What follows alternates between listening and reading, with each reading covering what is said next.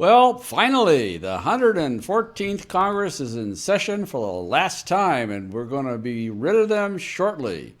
You know, the Republican majority has a chance to kick off the Donald Trump revival of America by sinking the Iran nuclear deal, so maybe some good will come out of this Congress.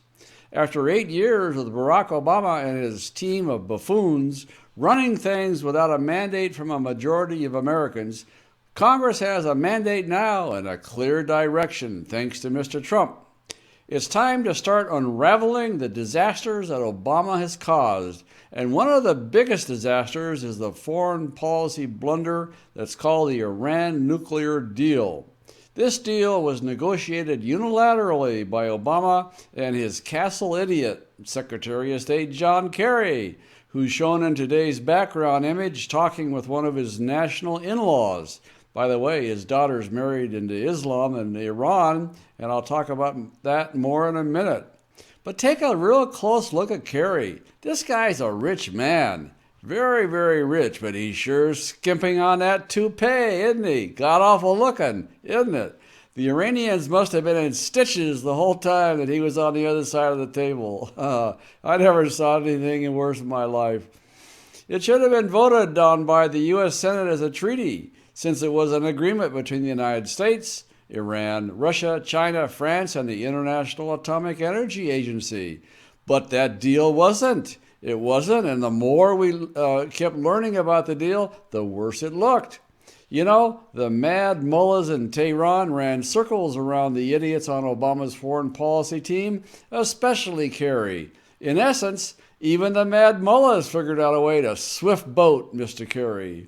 Iran received billions of dollars in untraceable cash, as well as the ability to start testing ballistic missiles and eventually to build nuclear weapons. In exchange, America received nothing. Absolutely nothing. In fact, it cost us like $150 billion in cash. Well, America doesn't have to wait for Donald Trump to be sworn in this January before Congress starts following his advice.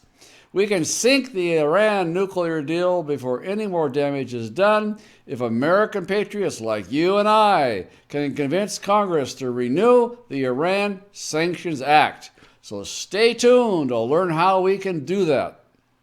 It's time for another blistering report from the front lines of the cultural war for a constitutional America. And now, here's your host, Charles Benninghoff. Right after the Iran nuclear deal was signed by the Obama administration in 2015, Republican Senator Tom Cotton from Arkansas smelled a rat. So Senator Cotton traveled to Iran and started asking questions about this deal.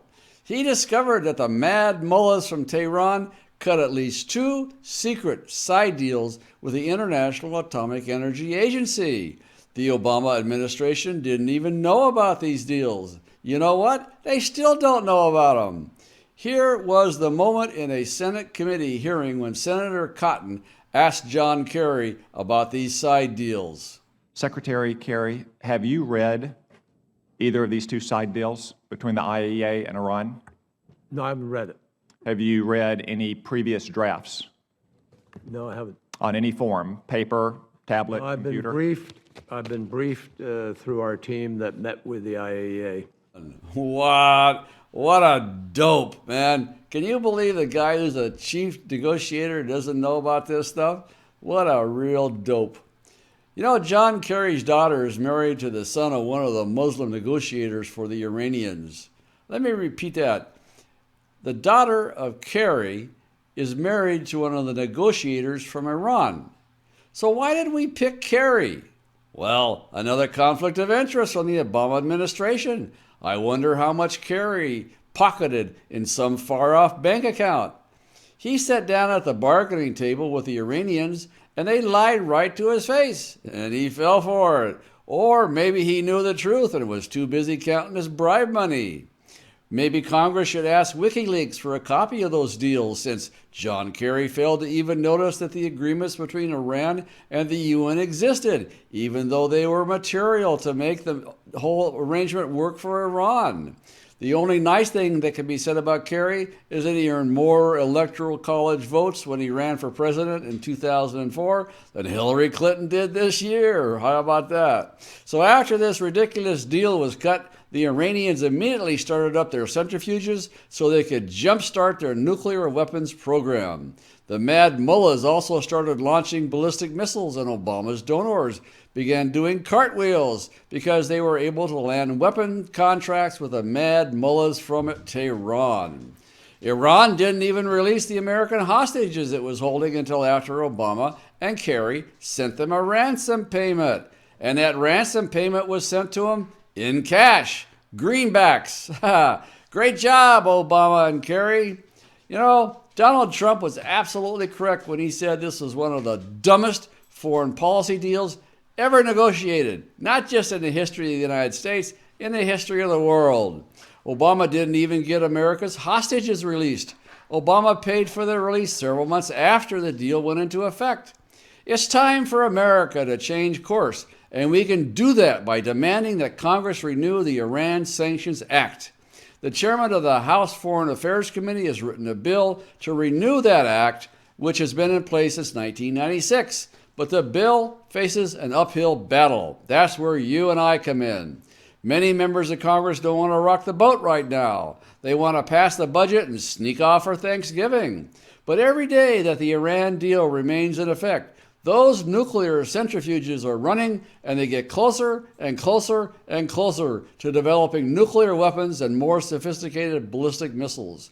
The Iran Sanctions Act needs to be passed so we can shut the Obama deal down. That's where your help comes in. Please go to our action page today and use our system to send personalized letters to Congress, starting with the House Foreign Affairs Committee, and tell them to enact this act and stop the Iran deal. Write to tell Congress to renew the Iran Sanctions Act immediately. You can use a letter that I wrote for you, or you can click the edit button and edit that letter or write a completely new letter on your own. Obama's deal threatens the future safety of the United States, Israel, and even Europe, which is why we need to follow Donald Trump's advice and shut it down.